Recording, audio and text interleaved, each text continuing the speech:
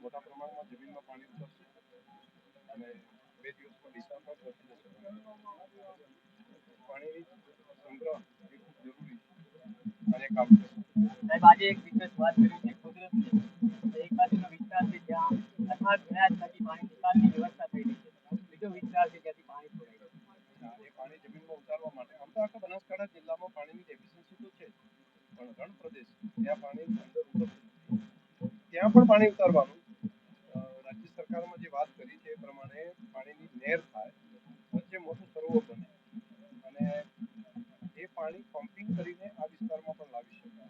જ્યારે મીઠું પાણી હોય એ દરમિયાન અને મીઠું પાણીને અહીં લાવી શકાય. ત્યાં વધારાનું પાણી છે, અહીંયા પાણીની જરૂરિયાત એનો સમન્વય કરવાનો પણ સરકારે વિચાર કર્યો છે. મને ભરોસો છે કે રાજ્ય સરકાર જે વિચારી એ પ્રમાણે એ કામ થશે. બીજું અંદર ટ્યુબવેલ બનાવે મોટા 500 ફૂટના 1000 મોટું સરોવર ટનલ બને, જે કેનાલ વચ્ચે આવતો મોટો સરોવર છે ગ્રહણ સુધી, અને એ સરોવરની અંદર મોટા બોર જે 500 ફૂટ 1000 ફૂટ પાણી જમીનમાં ઉતારે, જમીનમાં પણ સંગ્રહ થાય અને બીજું વધારાનું પાણી પમ્પિંગ કરીને સોલારના પ્લાન્ટ લગાડી અને વીજળી આ વિસ્તારમાં પણ આપી શકાય. એટલે ત્યાં પાણી જે સમસ્યા છે વધુ પાણી સમસ્યા છે, અહીંયા પાણીની ક્રાઇસિસ જે સમસ્યા છે બંને સમસ્યાને સોલ્વ પણ કરી શકાય. આ વખતે ચોમાસામાં આપણા નિગમ સાથે ઘણા બધા ખેડૂતો જોડાયા છે અને હવે જ્યારે બધા નદીમાં પાણી છોડાય છે તો આપણે બધાએ મહેનત કરવી પડશે.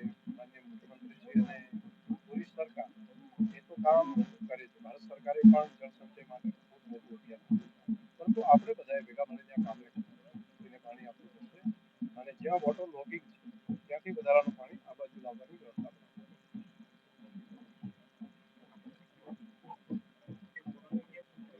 ત્યાંથી લગભગ 2000